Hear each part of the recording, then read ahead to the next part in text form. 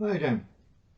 Continuing with the series on the South African conflict, we come to a book on the Recce Commandos, and it's this one,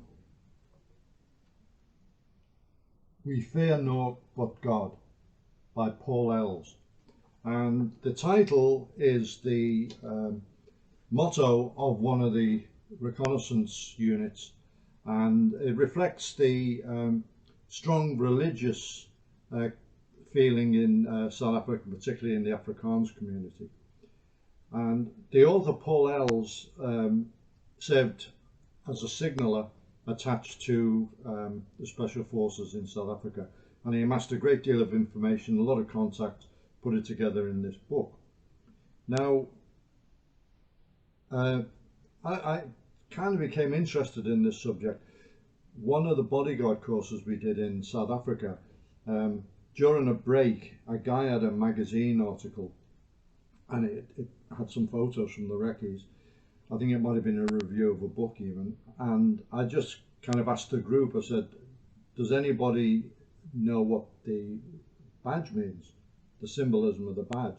And one of the chaps explained what it was, and he had he was a member of the South African Secret Service, previously known as the National Intelligence Service, and when it was NIS he was attached to the recce's in an intelligence capacity.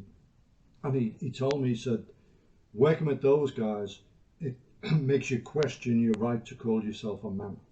He said, when you see the kind of things that they accomplish, the missions, the patrols where every member got a medal because it was so arduous and so risky, and the deep penetrations they made into the neighbouring countries. So it really picked up my interest, and that's why I got these books. This book goes, as a lot of the books do, into the history both of the worldwide Special Forces and also specifically the South Africans. How it started off with the Dirty Dozen, who were sent down to Rhodesia, went through SAS selection there, and were the nucleus for the South African Special Forces, taking the name Reconnaissance Commando. Excuse me. And from that mother unit, it dissolved into three groups: Alpha, Bravo and Charlie. Alpha was more concerned with the airborne, Bravo was the maritime, and Charlie was pseudo operations.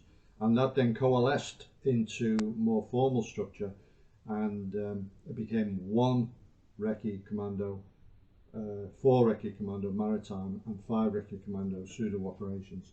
And the book goes into a lot of detail on all of those, and also on the Citizen Force 2 Recce, which started off really as a group of Citizen Force guys who used to devote their training weekends to acquiring as many skills as they could, military skills, but also things like pistol shooting, which weren't emphasized so much in the military, climbing, got themselves signed on as many parachute courses as they can. And eventually the Special Forces headquarters saw that this could be a way of retaining guys who had served in the regular reconnaissance commando and putting them into a citizen force unit where the skills would be utilized but also refreshed and updated. So from Hunter Group it became 2 Recce. So the book goes into the personalities of each of the units, gives a lot more detail on names and so on, photographs of these personalities than Peter Stiff's Silent War did, because it was no longer such a sensitive subject. A lot of it had come out since '94 with the new government.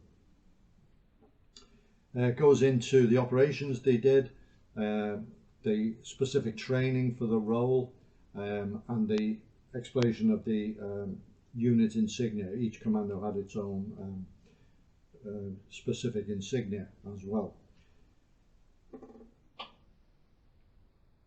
It goes into the schools that were set up. For example, instead of doing the parachute training down at Tempe in the Free State, the Special Forces moved to Duku Duku and started their own parachute centre, and then after static line they started training the guys in free fall. Initially Halo, but then they went into HAHO, high altitude, high opening, which is you know, a very specialised insertion method. They had a lot of technological backup. There's a whole government industry devoted to supplying special forces with equipment, and South Africa was a very, very technologically advanced country. I mean, they developed the Ruifalk helicopter, which was the equivalent in every way of the Apache. It was just as good. They hacked in to the American satellite navigation system and were able to use GPS for special force operations in Africa ahead of any other country. So there was only America and unofficially the South Africans who were using it, which helped a lot. So coupled with the selection standards, which produced a high caliber of operator, you know, they had a formidable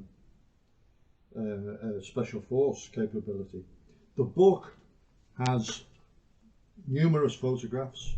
It's very heavily illustrated, whole pages of it showing the equipment, showing the selection process and so on. And Paul Els has put together a lot of information.